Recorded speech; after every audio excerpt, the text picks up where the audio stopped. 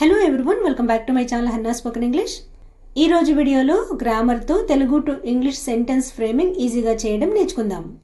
So video ఎక్కడ skip చేయకుండా end వరకు చూడడానికి ట్రై చేయండి. Now let's get started. May have to, దీనిని భవిష్యత్తులో ఏదైనా ఒక పని చేయవలసి రావచ్చు అని చెప్పే సందర్భంలో ఉపయోగిస్తాం. అంటే వెళ్తే వెళ్తాను లేకపోతే లేదు, చేస్తే చేస్తాను లేకపోతే లేదు, ఇలా మాట్లాడుతూ ఉంటాం కదా, అటువంటి సందర్భంలో ఉపయోగిస్తాం. దీనికి structure subject plus may have to plus V1 plus object. కొన్ని ఎగ్జాంపుల్ సెంటెన్సెస్ చూద్దాం. నేను బెంగళూరులో 4 రోజులు ఉండాల్సి రావచ్చు. I may have to be in Bengaluru for 4 days. ఇక్కడ I subject, may have to అనేది స్ట్రక్చర్లో తర్వాతి భాగం, బి అనేది V1. మీరు బి ప్లేస్లో స్టే కూడా అప్లై చేసుకోవచ్చు. ఇన్ బెంగళూరు ఫర్ 4 days అనేది ఆబ్జెక్ట్. ఇప్పుడు మీరు కూడా నాతో పాటు ఫ్రేమ్ చేయడానికి ట్రై చేయండి. అతను ఆమెని పెళ్లి చేసుకోవాల్సిన పరిస్థితి రావచ్చు. He may have to marry her. One more example. అతను ఒక ప్రైవేట్ కంపెనీలో జాబ్ చేయాల్సి రావచ్చు. He may have to take up a job in a private company. So ఈ సెంటెన్సెస్ ఎలా ఫ్రేమ్ చేయాలో మీకు అర్థమవుతుంది కదండి. నెక్స్ట్ మేతో కంటిన్యూస్ యాక్షన్ చూద్దాం. ఏదైనా ఒక పని జరుగుతూ ఉండొచ్చు అని చెప్పేటప్పుడు దీన్ని ఉపయోగిస్తాం. Structure subject plus may be plus V4 plus object. కొన్ని ఎగ్జాంపుల్ సెంటెన్సెస్ చూద్దాం. ప్రస్తుతం అక్కడ వర్షం వస్తూ ఉండొచ్చు. It may be raining there now.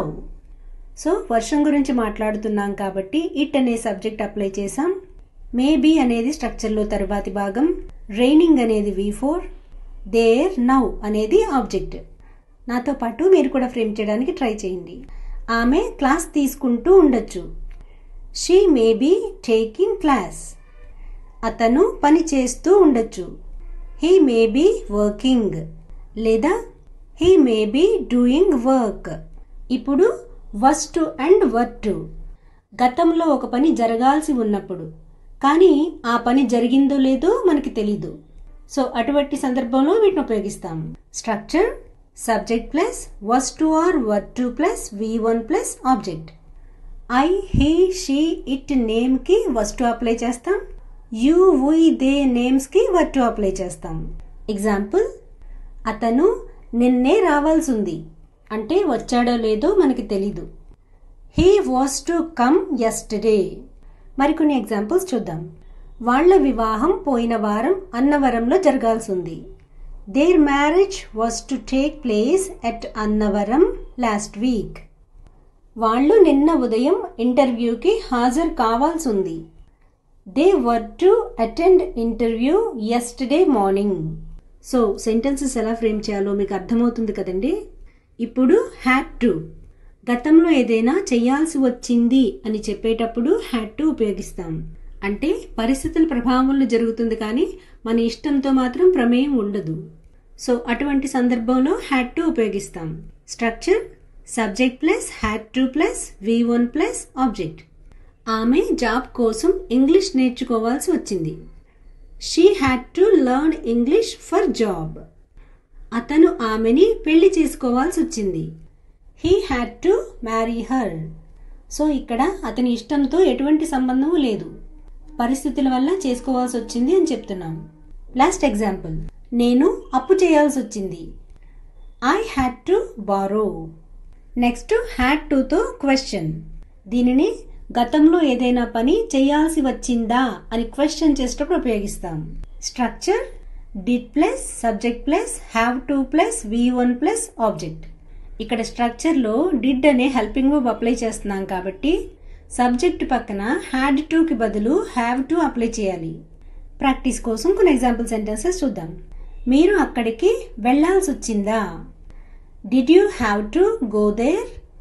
Few more. మీరు డబ్బులు ఇవ్వాల్సి వచ్చిందా? Did you have to give money? మీరు జాబ్ కోసం ఇంగ్లీష్ నేర్చుకోవాల్సి వచ్చిందా?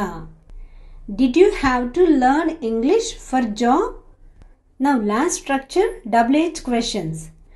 ఎందుకు వెళ్లాల్సి వచ్చింది, ఏం చేయాల్సి వచ్చింది, ఇలా ఏదన్నా అడిగేటప్పుడు structure WH plus did plus subject plus have to plus V1 plus object. Example sentences చూద్దాం. మీరు అక్కడికి ఎందుకు వెళ్ళాల్సి వచ్చింది? Why did you have to go there?